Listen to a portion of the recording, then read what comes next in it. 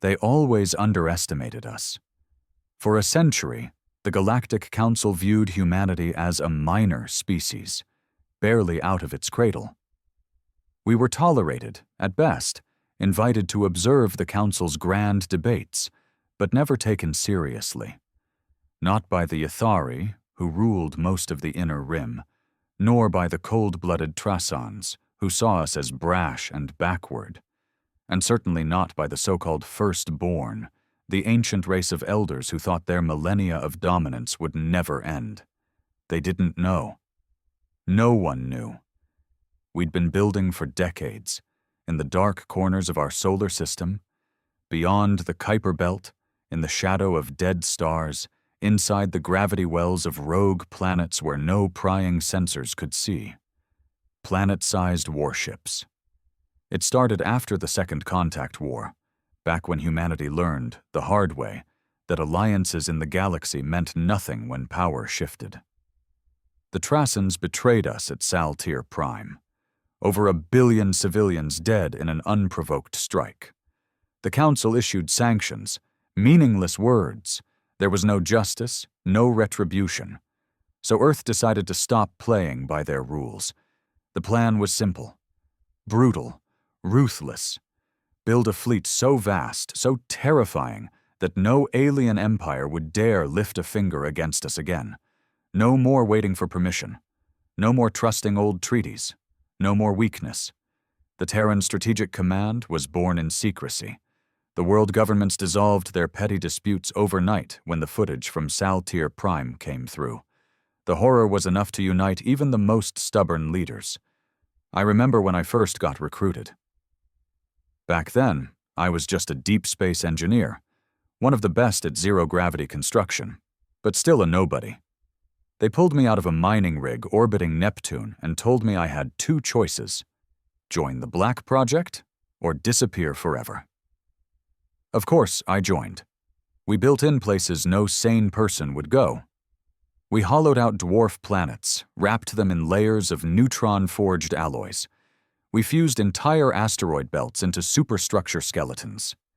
Some of the warships were as large as moons.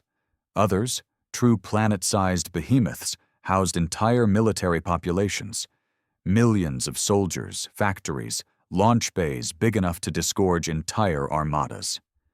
They named the first ship Leviathan 1. I was there the day she powered up her main drive. The entire dark side of the rogue planet lit up like a newborn sun. And all this, right under the Council's nose. The thing about galactic politics? They move slow.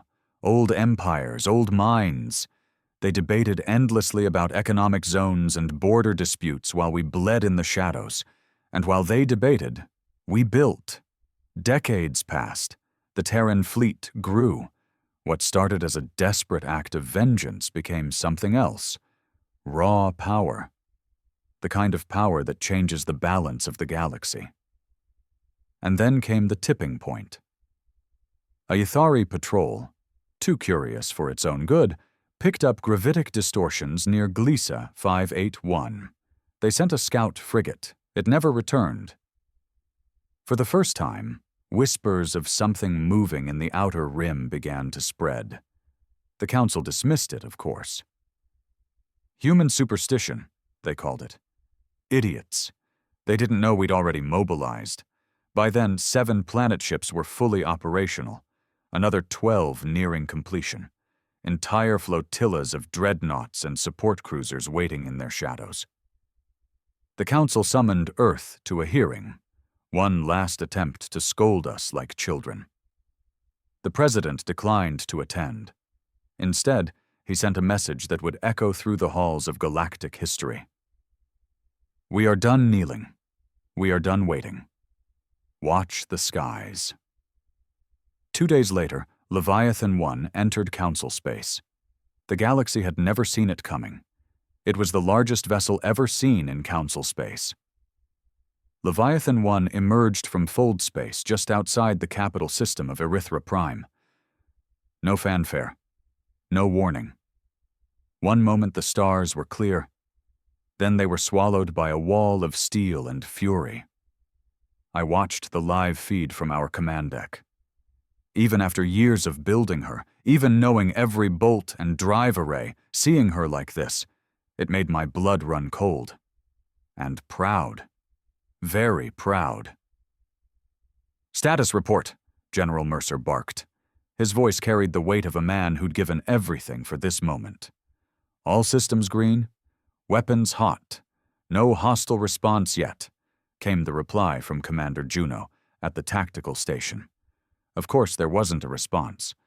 The Council fleets weren't even close to prepared. Their fastest interceptors wouldn't breach our shields. Their orbital batteries, designed to repel pirate incursions or the odd border skirmish, were laughable against Leviathan's armor. This wasn't an invasion. This was a message. General Mercer turned to me. "Patch me through." I nodded and routed the comms through the ship's primary transceiver, powerful enough to reach every capital world on the Council grid. When Mercer spoke, his voice echoed across the stars. "This is General Thomas Mercer of the Terran Strategic Command. Effective immediately, Earth withdraws from all Council accords. Your betrayals will not be forgotten.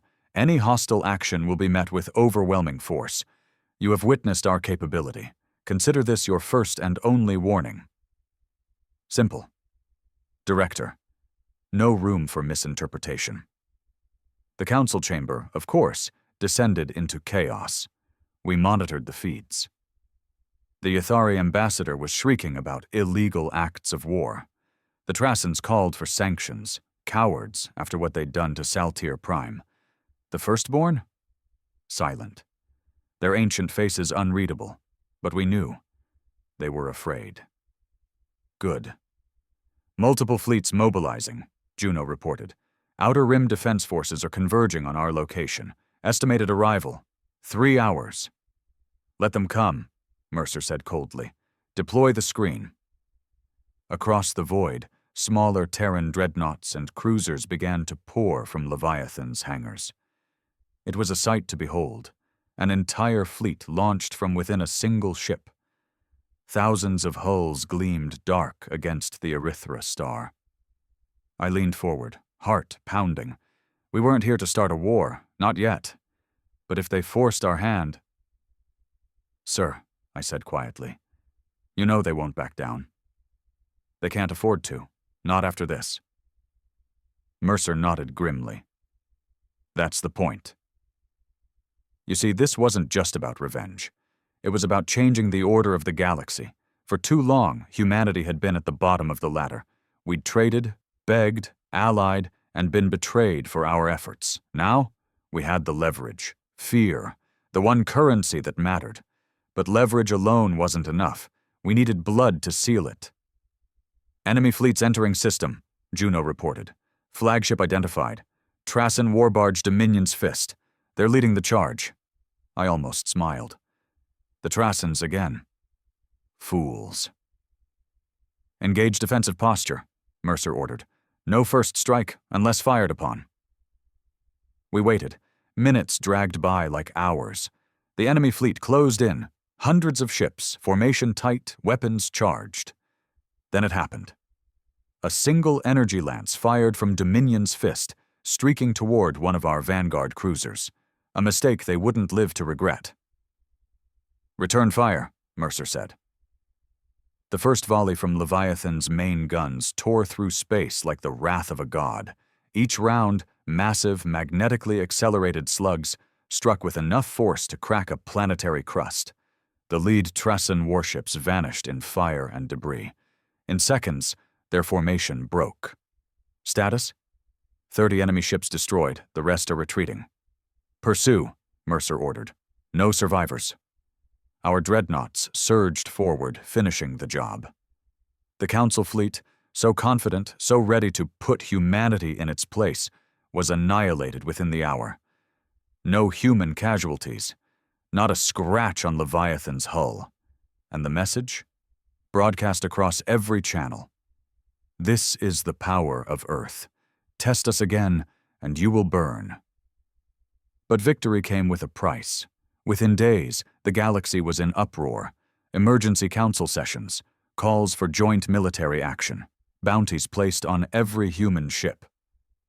They're rallying faster than expected, Juno reported. Multiple species are abandoning old rivalries to form a counter-alliance. They'll come for us, Mercer said. Good, let them. We need the justification to go further. He wasn't wrong. Our intelligence confirmed that even the firstborn were mobilizing ancient war fleets, ships that hadn't flown in 10,000 years. Desperation. Fear.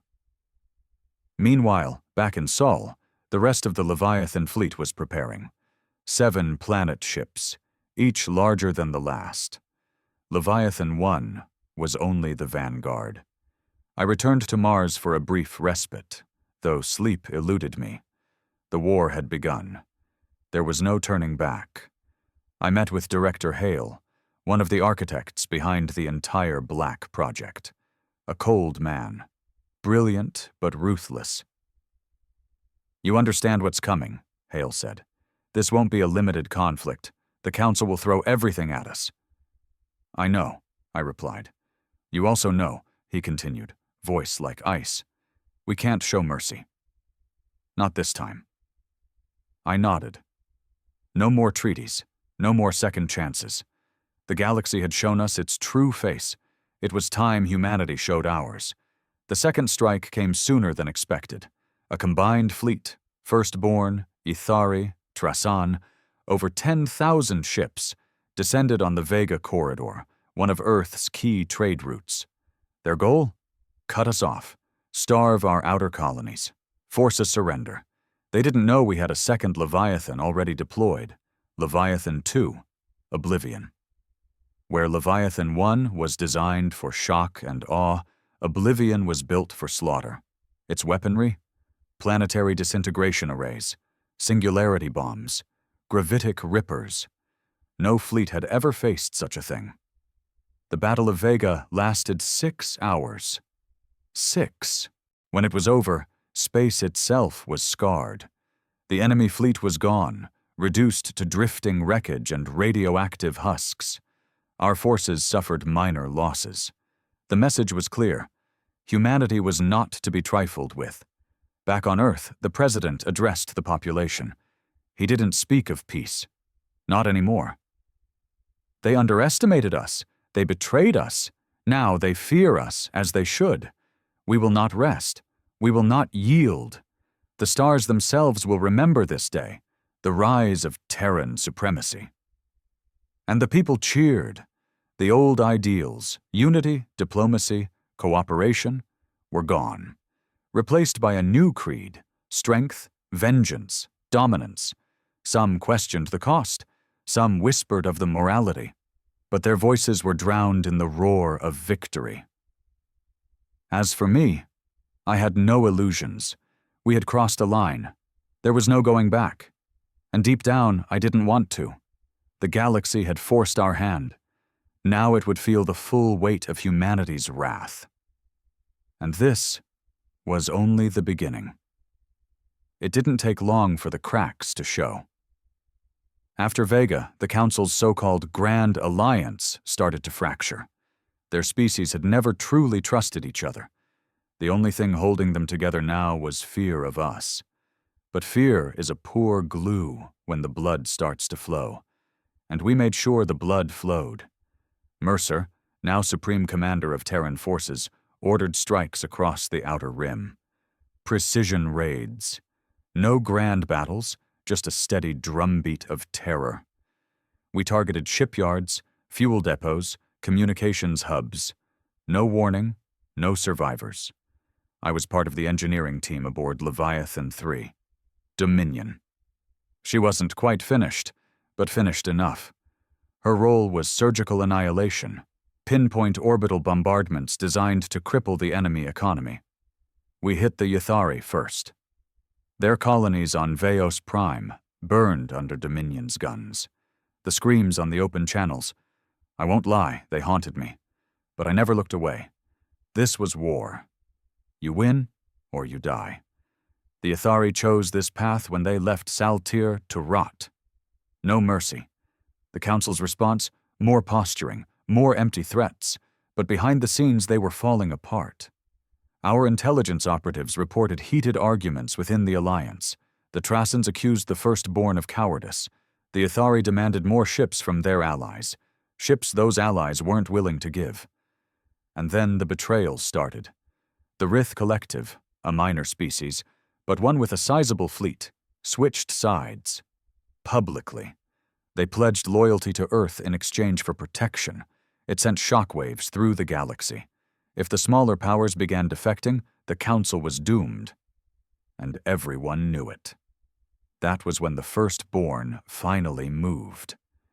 They'd been silent until now, watching from their ancient homeworlds beyond the Orion Veil. They hadn't fought a real war in millennia. Their arrogance was their armor. But we'd forced their hand. Word came through our black channels. An ancient fleet was on the move. The Judicator Armada, ships the size of continents, powered by technologies even we barely understood. "We expected this," Mercer said when the reports came in. "They'll come to prove they still rule the stars." "Can we stop them?" I asked. "Even after everything we'd built, those ships." They were old, yes, but the kind of old that meant dangerous. Mercer smiled, cold and sharp. "We won't just stop them. We'll break them." The battle was set for the Epsilon Eridani corridor. We sent Leviathan 1, 2, and Dominion, supported by a full Terran fleet. Over 10,000 ships. The largest force Earth had ever deployed. I was aboard Dominion, deep in the command nexus. The air was thick with tension. Everyone knew what was at stake. Then the enemy arrived. The Judicator Armada filled the system. Massive, black-hulled leviathans, bristling with energy fields older than our species. Even our long-range scanners struggled to penetrate their defenses. "They look like gods," someone whispered. But they weren't gods. They were old bullies who'd never been punched in the mouth. Mercer's voice cut through the comms. "Target priority, primary Judicator cores, no quarter, show them what humanity has become." And the guns sang. The opening salvos lit the void. The Judicators fought like nothing we'd faced before. Their energy weapons warped space itself, carving through lesser Terran ships. Entire wings of cruisers vanished in seconds. But our Leviathans held. Leviathan 1's rail cannons hammered their lead ships. Oblivion's singularity bombs detonated inside Judicator formations, ripping them apart from within. Dominion's gravitic lances found their marks. 1, 2, 3 Judicator Titans fell.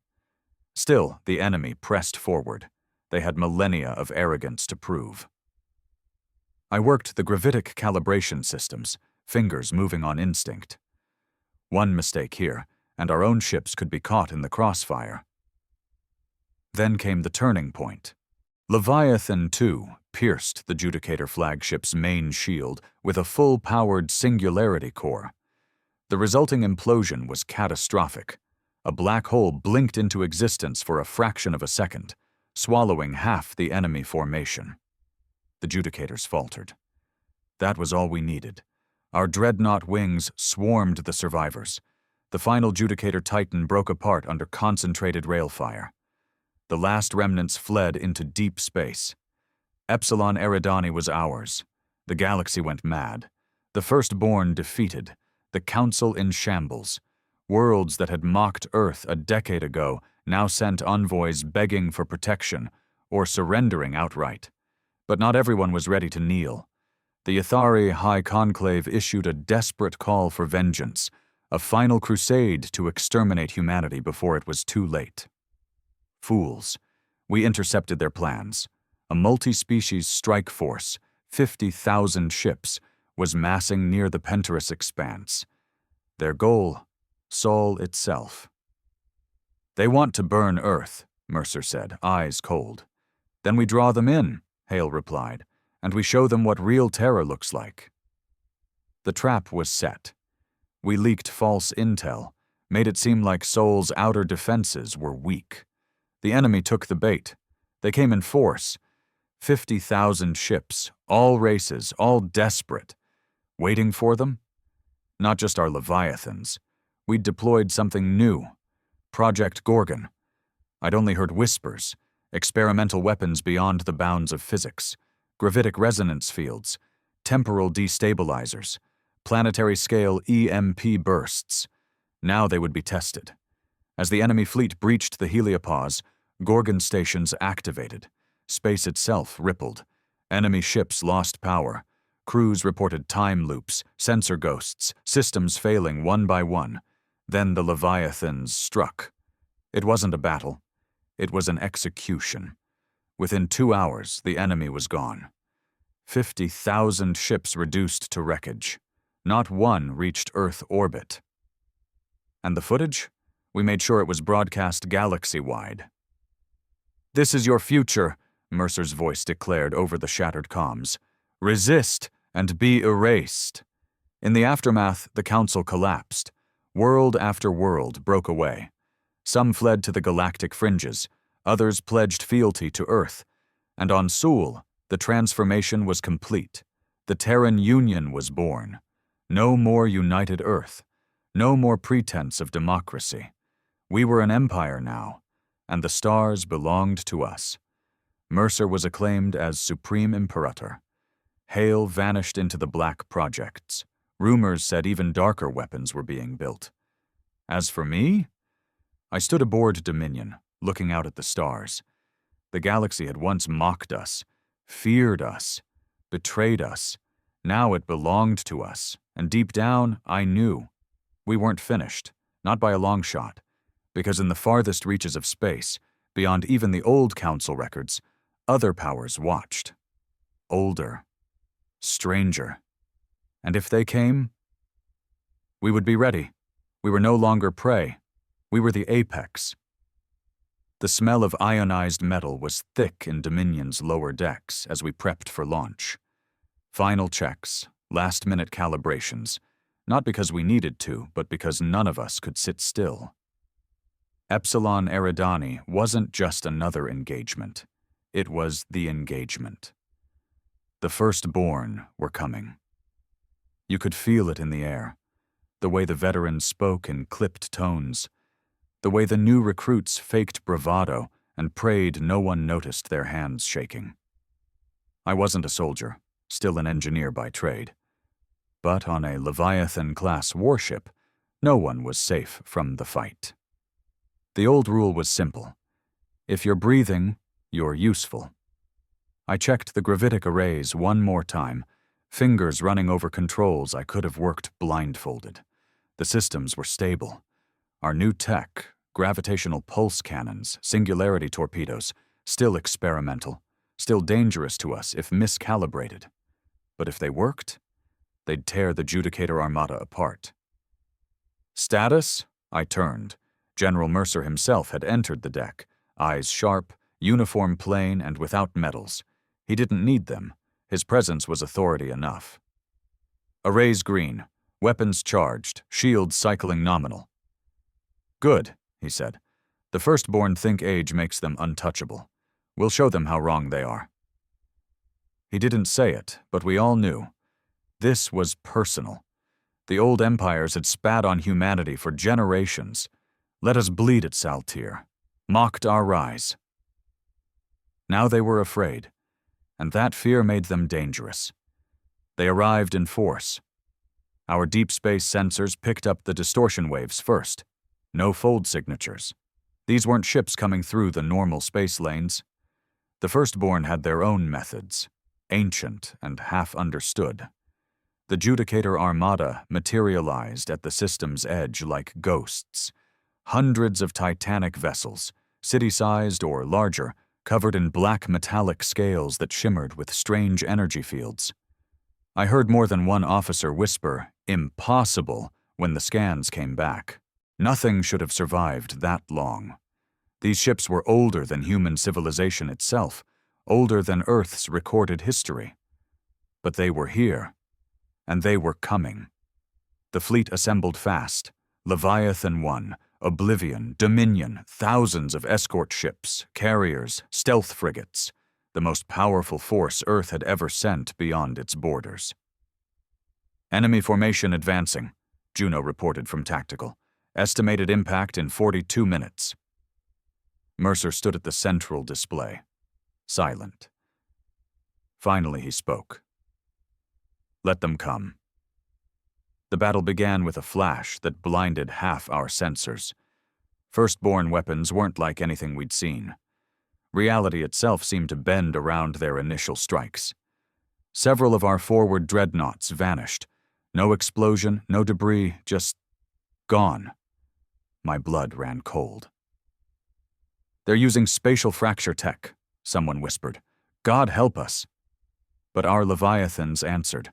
Leviathan 1's main rail cannons fired. Slugs the size of buildings accelerated to near relativistic speeds. One Judicator Titan took a direct hit and imploded, its protective fields collapsing inward with a scream of tortured metal. That was the turning point. Our ships adjusted. Adaptive shielding, rapid gravitic compensation. The next wave of enemy weapons struck less effectively. Then we deployed the singularity torpedoes. I triggered the gravitic stabilizers as the first volley launched. The torpedoes folded space ahead of them, creating momentary gravitational anomalies. When they struck the Judicator formation, the effects were devastating. 2 enemy vessels crumpled inward, collapsing into miniature black holes. Another was torn apart by gravitic shear. Cheers erupted on the comms. But the Firstborn weren't finished. Their central flagship, an ancient construct known in legends as the Eternal Spear, advanced alone, energy fields surging. It fired a beam that lanced through 3 of our battlecruisers, reducing them to molten wreckage. Target that ship, Mercer ordered. All 3 Leviathans focused fire. For 20 minutes, the void shook with the exchange, a titanic duel of forces beyond anything the galaxy had witnessed. In the end, humanity prevailed. A final gravitic lance from Dominion pierced the Eternal Spear's core. The ancient ship fractured, detonating in a cascade of energy that lit the system like a false sun. The Firstborn faltered. And we did not. 6 hours later, the Judicator Armada was gone. What remained of their fleet, scattered, fled into deep space. We held Epsilon Eridani, and for the first time, the galaxy knew. The Firstborn were not invincible. In the aftermath, chaos spread. Galactic comms were flooded with panic. Systems once loyal to the Council declared neutrality, or open allegiance to Earth. On Mars, the Terran Command Council convened in emergency session. I attended as part of the Engineering Advisory Board, though the scale of what was happening felt almost beyond my grasp. Mercer stood at the head of the chamber. The Council is finished, he said bluntly. Their fleets are shattered, their unity broken. Now is the time to move. Full conquest? One of the admirals asked. Mercer's gaze was cold. Full dominance. The galaxy must understand. Humanity is the new apex. Any resistance will be crushed. There was no dissent. The room had tasted victory and power. No one was going to argue for restraint now. The next months were a storm. Our fleet swept across the inner rim. Ithari strongholds fell in days.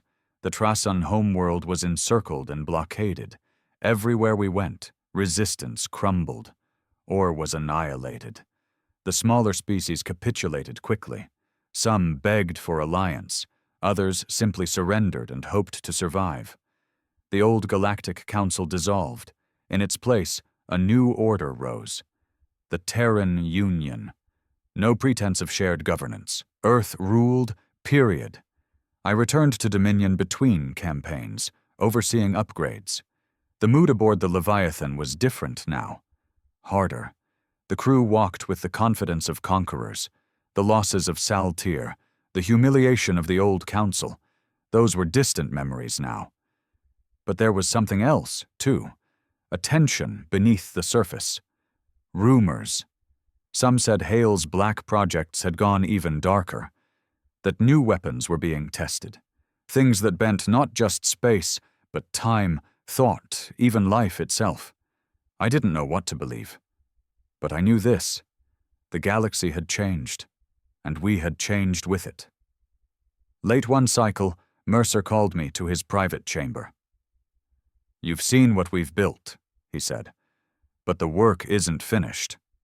He handed me a classified dossier. Project Wraith, advanced leviathan prototypes, planet-warping drives, weapons designed not just to kill, but to erase entire worlds from existence. "If the other powers beyond the galactic rim move," he said quietly, "we must be ready." I understood. The war wasn't over. Not truly. The firstborn were broken, the council dead. But in the dark between the stars, older eyes watched. Stranger things stirred. And Earth, we would meet them. With fire. We called it peace, but it wasn't peace. It was conquest. After Epsilon Eridani, the galaxy lay open. Humanity swept across system after system, carving out an empire from the bones of the old council. The Terran banners flew over worlds that had once scorned us, and they called us liberators. At first, some did, genuinely. On the fringes, species that had been trampled by the Yathari or enslaved by the Trasans welcomed the new order. They'd seen what we did to the firstborn. They knew resistance meant extinction. Others bent the knee out of fear. And a few resisted. I watched it happen from the heart of Dominion. We were never idle. Between campaigns, between bombardments, between the cold moments of orbital siege, we hunted whispers, insurgencies, cells of loyalists to the old council, pockets of resistance on captured worlds. It wasn't war on the grand scale, not anymore. It was blood in the alleys, sabotage in the shipyards, assassination attempts on our command staff. And worse, there were fractures inside our ranks too. I first noticed it after the Draco campaign. We'd crushed the Trasan resistance in the Draco sector. 3 Trasan colonies glassed from orbit. No survivors, no remorse. Official orders were clear. The Trasans would never threaten Earth again. But as the smoke cleared, our crew's celebration felt wrong. It wasn't pride, it was hunger for more. I heard it in the voices of junior officers, in the boasts of the new captains. We should take the Orion Spur next. Push beyond the rim. Why stop? Let them all kneel. And then there were the black ships. No markings, no official records. They moved with Dominion's fleet, but answered only to Hale's division. I saw one dock once, a sleek obsidian dagger of a vessel, bristling with gravitic projectors far beyond what even the leviathans used. Rumor said the black ships carried wraith tech, cloaking fields, reality distorters, weapons that didn't just kill, they erased. People, structures, memories. No one would say it aloud, but the fear was there, even among our own. I confronted Hale once, in one of Mars' hidden fortresses, deep below the ice crust. He'd summoned me to oversee new gravitic cores for Dominion's refit. I saw what he was building: temporal cascade generators, neuroresonance arrays, things no human mind was meant to touch. "Why?" I asked him, cold. Hale's gaze never wavered. "Because we haven't won yet. We've crushed the council. The firstborn are broken." He shook his head slowly. "The galaxy is vast. You think the council was the apex? They were caretakers, frauds. There are powers beyond the rim that they feared, that even the firstborn dared not name." He leaned in. "They're watching now, watching us. We must be ready." His voice dropped lower. "And if we cannot be ready, we must become something they will fear." Mercer knew. Of course he knew. But I could see the weight on him growing. Every new campaign, every new declaration of conquest, he looked a little harder, a little older. We met in private after the Solaris campaign. Another victory, another subjugated sector. He poured 2 glasses of dark Terran whiskey, the old kind, real grain. "To the Empire," he said bitterly. I didn't raise my glass. "You see it too," I said. He nodded, grim. This wasn't what we wanted. We built the leviathans to survive, to stop the betrayals, to protect Earth." He downed the whiskey in a single swallow. "But now, there are those who want more. Endless war, endless conquest, and Hale's work." He shook his head. "It may doom us all." "So stop it," I said, his eyes locked on mine, cold, tired. "If I try now, I split the command. Civil war, in the middle of this expansion. The others would seize the fleets, and Hale's reach is longer than you know." A long silence. Finally, he said, "Not yet. We need leverage, proof. When the time comes, then we strike." Meanwhile, the galaxy changed. Entire sectors now answered to Terran governors. The old trade routes flew Terran banners. Leviathans patrolled the hyperlanes, and Earth itself? Transformed. The old United Earth government was gone. In its place, the Terran Union, a military-industrial empire ruled by the High Command. Martial law. No elections, no dissent, not openly, but in the shadows, resistance brewed. I saw it first on Vega Prime. A routine inspection. The planet had capitulated months ago, supposedly stable. But we intercepted coded transmissions. Human transmissions. Loyalist cells. Terrans who rejected the new order, who wanted the old Earth back. I tracked one cell personally, found their leader. A former officer, Major Elias Corrin, decorated in the Contact Wars, hero of Saltir, now labeled a traitor. I confronted him in a derelict subspire beneath Vega's main city. "You fought for Earth," I told him. "Why throw that away?" Corrin's eyes burned. "I fought for a free Earth, not an empire that glassed billions, not this machine." He spat. "You know it too. This isn't victory, it's madness." He didn't beg, didn't bargain. I let him go. Why? I didn't know. But the words stayed with me. Then came the first warning from beyond. A deep space listening post on the rim sent an alert. Garbled, incomplete. Strange readings. Gravitic distortions not matching any known technology. Temporal anomalies. Then silence. The post was gone.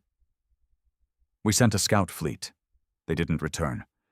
And across the stars, old myths resurfaced. The silent ones. The dark between. Names whispered in the oldest archives. Things even the firstborn feared. Hale smiled when the reports came in. "I told you," he said. "We are not alone, and they are watching." Mercer wasn't so calm. "We're not ready," he said privately. "Not for this." But there was no turning back. Now the fleets mass again. New leviathans under construction, wraith ships prowling the edges of known space, and I stand aboard Dominion watching the stars. We rose to survive. We rose to avenge. Now we stand on the edge of something far greater or far darker. And the question haunts me. Are we still human? Or have we become something else? Something the galaxy will fear? And perhaps something it will have no choice but to destroy? It started with silence. An entire Terran fleet, Battle Group Sigma, vanished near the Perseid expanse. No distress calls, no debris fields, just gone. Mercer convened an emergency session aboard Leviathan 1. I was called in to advise, though by then my role had shifted. Engineer, yes, but also observer, trusted by Mercer, watched by Hale. The meeting room was dark, secure, layered in gravitic shielding. The faces around the table were hard. Admirals, sector governors, intelligence chiefs. The feed came online. Last transmission from Sigma's lead dreadnought. Distortion, static. Then a voice, garbled, breaking. "They are here, not council, not known." Then nothing. The room was silent. Admiral Corrin, Elias Corrin's brother, though he never spoke of it, leaned forward. "Could it be a firstborn remnant?" Mercer shook his head. "Number the firstborn are broken, and they fear this as much as we do." He looked at Hale. Hale smiled thinly. "The others have noticed us." He'd warned of them for years, powers beyond the rim, beyond even firstborn knowledge, ancient things, predators, some said, things that moved through folds of reality the leviathans barely touched. My blood ran cold. "Have we made contact?" Mercer asked. "Not yet," Hale said, "but they are probing." He tapped a control. New scans filled the room, gravitic distortions across multiple sectors, disappearances, rogue temporal spikes, sensor ghosts even our AI systems couldn't parse. "And the black ships?" Mercer asked quietly. "They are hunting, but so far nothing returns." The Council was dead. The firstborn were shattered, but the galaxy itself was waking. And not just from without. The first major rebellion broke on Vega Prime. I was there when it started. The loyalist cell Corrin had led, the one I'd spared, had grown. I should have reported them. Maybe I'd hesitated. Maybe part of me still believed in what they fought for. It didn't matter anymore. They struck hard, coordinated attacks across the capital, supply depots, orbital defenses, comm arrays. I saw the first Leviathan drop take fire from planetary cannons, something we hadn't seen in years. And worse, human forces defected. Whole regiments, entire cruiser squadrons turned on their commanders. Vega burned. Mercer acted fast. Dominion was dispatched to reinforce the sector. Alongside Leviathan II, we executed orbital strikes, surgical at first, then less so. When the dust cleared, Vega Prime was a wasteland. 10 million dead, human and alien alike. The rebellion was crushed, but the cost? High, and the message? Clear. The Terran grip was cracking. Back on Mars, the High Command argued, some called for harsher rule, full military occupation of all sectors. Others, fewer but louder, called for reform. A return to the old Earth ideals, an end to the endless war. I watched Mercer through it all, tired, colder. He still commanded loyalty, still the architect of our rise. But even he couldn't stop the tide. And Hale? Hale thrived in the chaos. His Wraith projects accelerated. More black ships launched, darker weapons tested, sometimes on our own rebellious colonies. Rumors swirled. Entire star systems vanished. No official record, no debris, no survivors. Just gone. Hale claimed they were enemy outposts. Others whispered different things. Experiments, cover-ups, testing weapons not meant to exist. Then the second warning came. Deep rim, a massive energy spike, off the charts. No known technology matched it. A Terran scout fleet responded. One ship returned. Barely. Its commander, broken, near mad, reported a vision. A structure beyond comprehension. A presence. Not a fleet, not ships. A thing. Watching. Waiting. Mercer called me in private after the report. "We're on a knife's edge," he said. "The rebellion grows. The others are moving, and Hale will burn the galaxy to save his vision." I nodded. "What do you want from me?" He looked me dead in the eye. "Proof, Hale's secrets, before it's too late." It was treason. We both knew it. But I agreed. Not because I believed in the old ideals anymore. Those were dead. But because something darker was rising. And if we didn't stop it, humanity might burn with the rest of the galaxy. Meanwhile, the Empire tottered. More rebellions flared. Minor at first, then larger. The Orion Spur revolted. 3 sectors lost overnight. The Ithari remnants launched a desperate strike on the Vega corridor. They failed, but inflicted heavy damage. And across the networks, a new symbol spread. The Phoenix, an ancient Terran mark of rebirth. The Resistance had found its banner, and its voice, Elias Corrin, alive, leading the rebellion. I saw his broadcast, hacked into the Terran communication grid. His face was worn, scarred, but his voice was steel. This is not Earth's victory. This is not humanity's destiny. The stars are not ours to conquer. They are ours to share. Rise, fight, remember who we were. The message spread like wildfire. Mercer didn't order Corrin's death. Not yet. Too public, he said. We need to break the rebellion first. But the whispers grew. Even aboard Dominion, I heard them. Young officers, crew who remembered old Earth, dissent. Then the others made their first move. A Terran colony, Zeros 4, went silent. Not attacked, not destroyed, empty. Millions gone. No sign of battle, no bodies, just nothing. Our Leviathan task force arrived days later. I stood on Zeros' surface. Dead cities, intact, untouched, but wrong. The air tasted thin. The gravity felt off. Time itself seemed to ripple. And in the sky, a scar, a rent in space, pulsing with dark light. Hale arrived soon after. He studied it, smiled. They are here, he said, and we are not ready. Now the race begins. The rebellion grows. The others move. And Hale's madness spreads. Mercer fights to hold the Empire. I walk the knife's edge. Soon I must choose. Stand with Mercer and try to save what can be saved? Join Corrin and the Phoenix? Or follow Hale into the dark unknown? The stars burn bright. But for how long? Humanity rose from fire. Now fire may consume us all. I never thought I'd see Mercer afraid. Not of war, not of rebellion, not even of Hale. But when the first others finally revealed themselves, the old general looked like a man staring down a force he couldn't command. It began on the edge of known space, the Vantara Expanse, an old Ithari stronghold, now under Terran control. Routine patrols reported anomalies, energy fields, gravitational shifts. Then a battlecruiser vanished mid-transit. No distress call, no wreckage. Mercer dispatched Leviathan 4, Abyssus, under Admiral Wren, to investigate. 3 days later, Abyssus returned. Barely. Its hull was warped, armor scorched in patterns no weapon we knew could make. Most of the crew, gone. Those that remained were broken, minds shattered, eyes blank.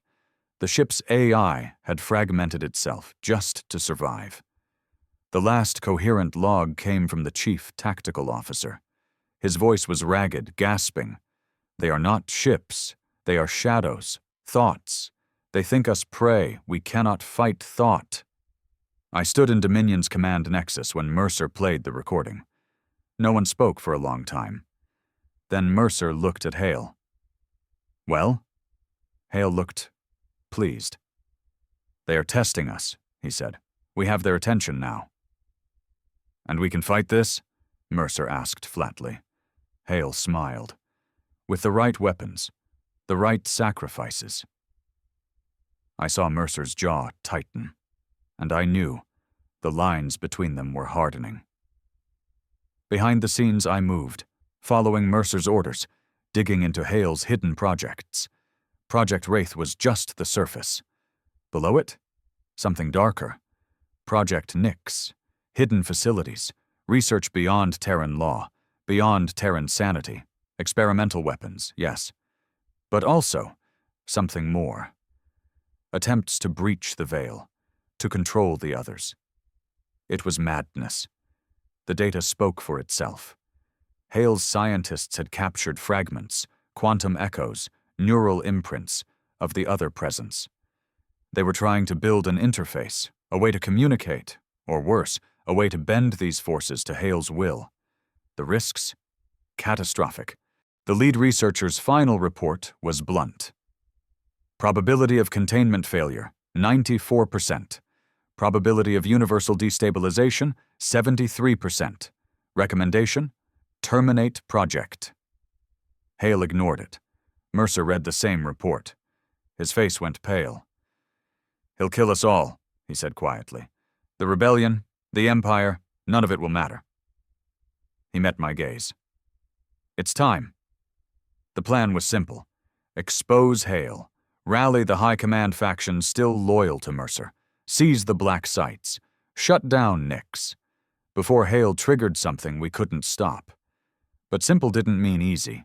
Hale's reach was vast. Half the fleet admirals were already his creatures. The Wraith ships answered to him alone. And on Earth, loyalty was fractured. The rebellion burned hotter than ever. Phoenix forces had taken 3 core worlds. Entire sectors declared open revolt. And Corrin's broadcasts struck a chord even within the Leviathan crews. I saw it aboard Dominion. Young officers questioning orders. Old veterans wearing Phoenix sigils beneath their uniforms. I confronted one, Lieutenant Brandt, a comms tech I'd known for years. You know what this means, I told him. He met my gaze without fear. I do, and you do too. You've seen what we've become. He was right, but I wasn't ready to choose. Not yet. The first blow fell on Mars. Hale moved faster than we expected. His forces seized the primary high command spire, declared emergency authority under existential threat protocols. A polite way of saying coup. Mercer barely escaped with his core staff, fled aboard Leviathan 1. Mars burned. Dominion stood at the edge, ordered to secure loyalty. Mercer contacted us in secret. Captain Alaric, Dominion's master, was old school, loyal to Mercer and to Earth. He made the call. We jumped to rendezvous with Leviathan 1. A third of our escorts refused the order, defected to Hale mid-jump. We emerged into a war zone. Hale's fleet was already in pursuit. And not just Terran ships. The first Wraith-enhanced dreadnoughts moved among them, sleek, dark, wrong. Their weapons tore through standard shielding like paper. Mercer's battered forces regrouped at Proxima Centauri. I stood on Dominion's bridge as the battle unfolded. Leviathan 1 held the center, Dominion on its flank. Our guns screamed into the void, but the Wraith ships, they moved differently. Phase shifts, partial invisibility, time glitches. One appeared inside our formation, tearing a cruiser apart before we could react. We fought for hours, barely escaped, retreated to deep space, old rebel safe havens Mercer's spies had uncovered. And now, the war was civil. Terran against Terran. Meanwhile, the others advanced. More colonies fell. No battles, no wreckage. Just emptiness. Even the Phoenix couldn't explain it. Corrin sent encrypted messages to Mercer, proposing a truce, an alliance against the greater threat. Mercer hesitated, but the choice was clear. We met at Erythra Outpost, neutral ground. Mercer, Corrin, myself, a handful of trusted officers. It was tense, decades of war between us. But Corrin spoke first. I don't care about your empire anymore, he said. I care about survival. Hale will doom us all. The others won't stop at the Union, or the Phoenix. They'll consume everything. Mercer nodded. I know. An alliance was struck. Unthinkable a year ago. Now? Necessary. Mercer's fleet, Phoenix forces, even defectors from Hale's own ranks. We had one goal, stop Nyx. Before Hale opened a door we couldn't close. Now the fleet's mass again. The final strike looms, and beyond the stars, the others wait. I stand aboard Dominion. Ready. Afraid. Because deep down I wonder, is it already too late? War had come home. The stars burned as Terran ships tore each other apart. It wasn't just fleets now. It was brother against brother, captain against captain, Leviathan against Leviathan. All for the same reason. Project Nyx.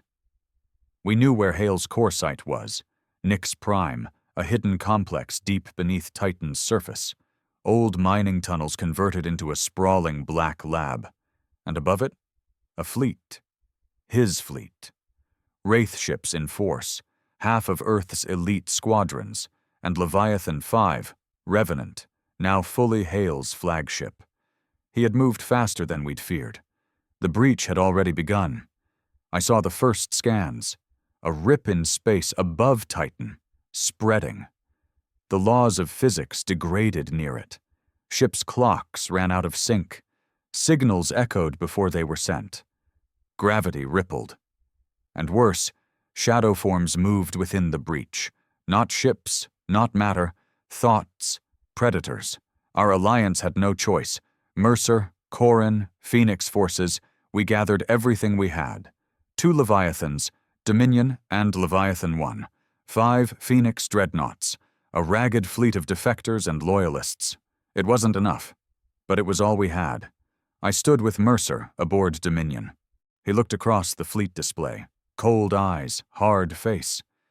"This is it," he said. I nodded. "If we fail, we don't fail." The final jump began, a mass assault on Titan, into the jaws of the breach. The battle erupted the moment we arrived. Hale's fleet was ready. Revenant moved like a thing alive, its hull twisted, shimmering with other energies. Wraith ships swarmed, vanishing, reappearing inside our lines. Chaos. I manned the gravitic core arrays, pushing them beyond safe limits. We needed every edge. Dominion's guns screamed, rail slugs and gravitic lances cutting through Wraith hulls. But for every ship we killed, 2 more seemed to take its place, and the breach kept growing. Then the first true horror came.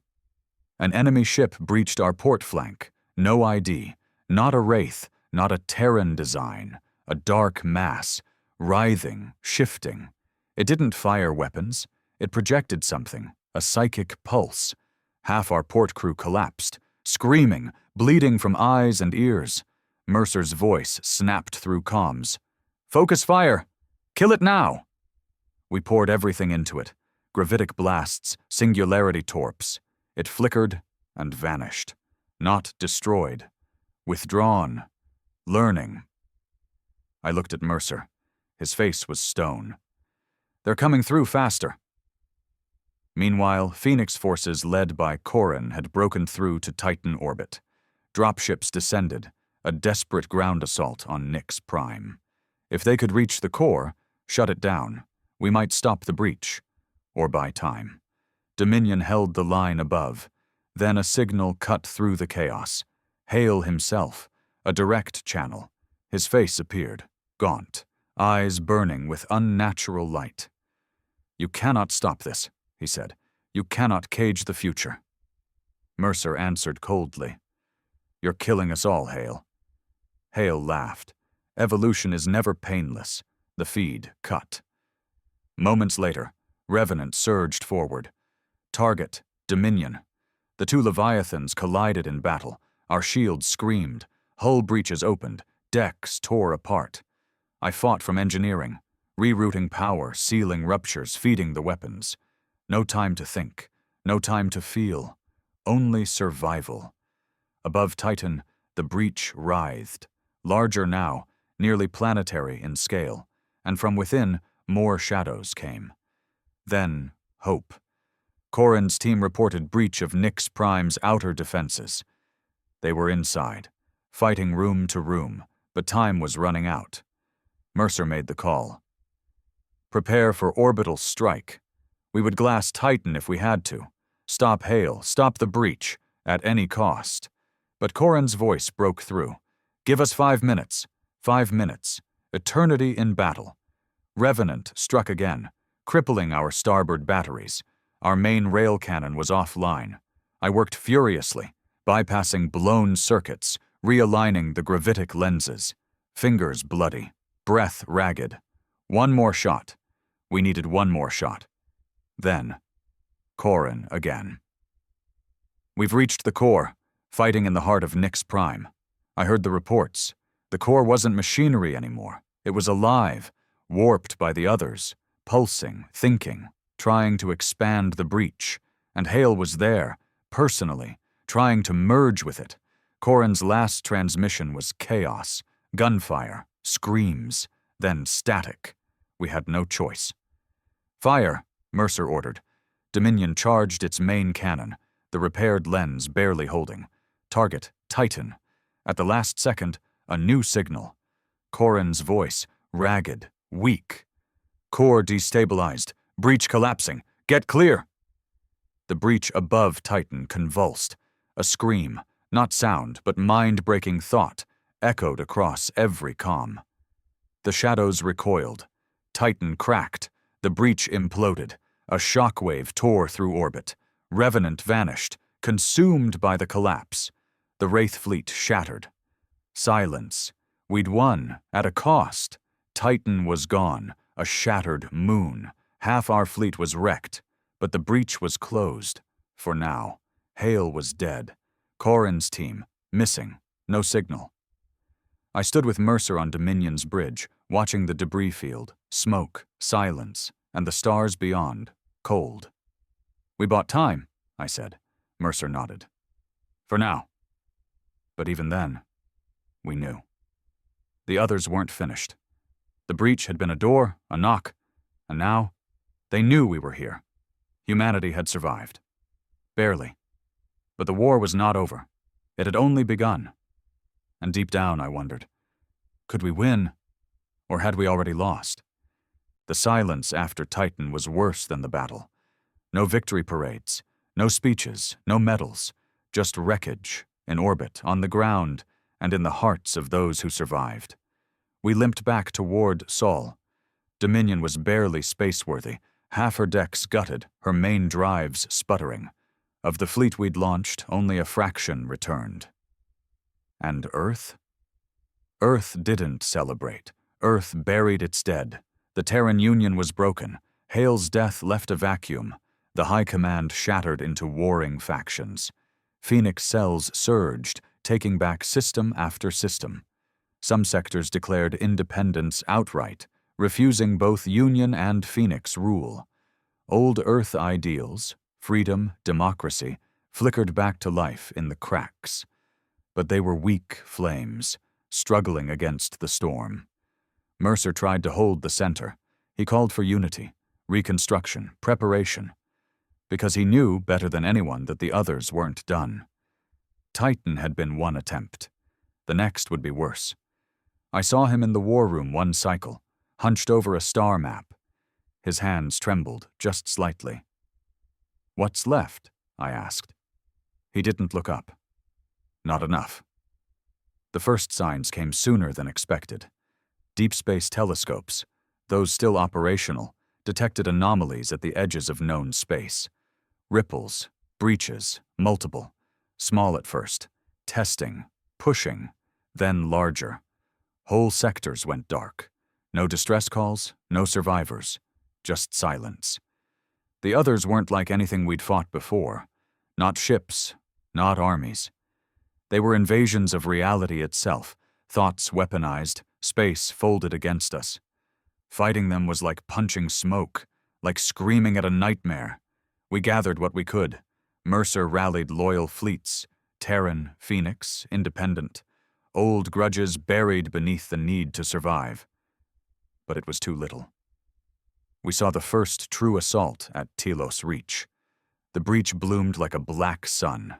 Ships that approached disintegrated, not destroyed but unraveled. Crew members reported visions, past and future jumbled, memories twisted, time loops. Some simply stopped, frozen in place, minds erased. I stood aboard Dominion, still scarred, still standing, as we watched the Reach die. Mercer was silent. No orders, no plan, just watching.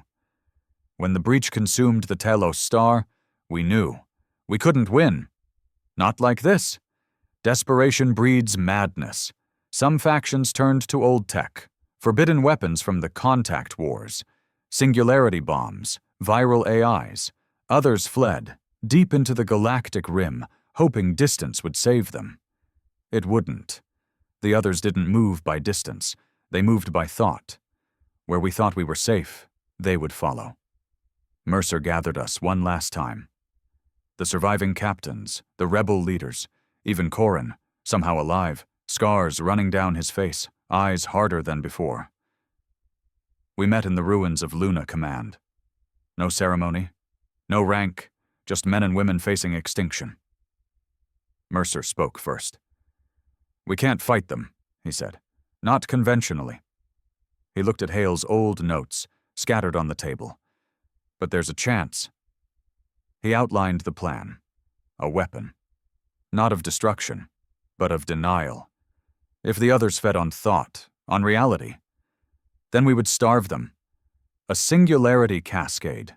A chain reaction that would collapse localized spacetime, deny the others the material they needed.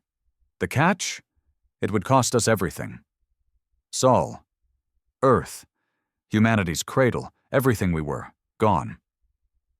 Silence filled the room. No one spoke, not even Corin. Finally, I broke the stillness. "What's left if we do that?" Mercer met my gaze. "Survival," he explained. "Scattered colonies, deep space outposts, far from the core, might survive. Seeds of humanity. Not an empire, not a union, just fragments. A chance to begin again. Or we could fight. And lose. Everything. It wasn't a choice, not really. Preparations began immediately. The cascade generators were still experimental, ancient tech, dangerous and barely understood. But Hale had built the framework. And now, we would finish it. The work was brutal. Rewiring singularity cores, building the cascade lattice across the Sol system. We worked under constant threat, breaches flickering at the edge of our sensors. Sometimes shadow shapes brushed against the system, probes, scouts, testing our resolve. Mercer called for a final transmission, a message to the galaxy. It was simple. "We are not your prey. We are not your slaves. We are fire. And if we must burn, we will take you with us." The cascade was set. One ignition, and Sul would collapse in on itself. A black hole, consuming our history, our sins, our triumphs, and denying the others their victory. The final hours were strange. Crew wandered Dominion's decks in silence. Some wrote messages to the colonies, time capsules, hoping fragments would survive. Some prayed, others drank. I sat alone in the gravitic core chamber, my hands resting on the old consoles. Remembering. Mercer found me there. He sat without speaking for a long time. Then he said, "I never wanted this." I nodded. Neither did they. I thought of Saltir Prime, of the dead at Vega, of the black ships and the Wraith tech, of Hale's madness, of the rebellion, of what we'd become, and what we'd lost. When the others came, full force this time, the stars themselves seemed to bend. The breach split wide, a vast wound in space. Shadow shapes poured through. Not ships, thoughts, predators. They moved like hunger given form. Dominion shook as they breached the outer defense line. No point resisting. No escape. Mercer's voice cut through the chaos. "Now!" I entered the final codes. Fingers steady. Heart cold. The cascade lit the void. One by one, singularity cores ignited. Black points blooming across Sul. The others recoiled. Too late. The system folded. Earth cracked. Oceans boiling. Skies burning. Mars shattered. Venus imploded. Jupiter collapsed. And Sol? The star screamed. A final blinding flash. Then, silence. The breach closed. The others vanished. Nothing remained but the void. I woke much later. How? I don't know. Maybe luck. Maybe mercy. Dominion had been thrown far, into deep space, damaged, silent, drifting, but alive. I wandered her darkened halls. Ghost of a ship, ghost of a man. No crew, no lights, just me. And the stars beyond. I don't know how much time passed. Days, years. Time means little in the dark, but eventually, a signal. Weak, fragile, a human signal. I followed it, navigated the blackness, and found them, a colony, survivors, a fragment of humanity clinging to life on a barren rock. They welcomed me. They asked what had happened, what we had done. I told them, we fought. We lost, but we didn't die. And maybe, just maybe, that was enough. The stars are dark now, but in that darkness there is still life, still hope, still fire. We are not what we were, but we are still here, and the galaxy will remember. Humanity burns bright, even in the void.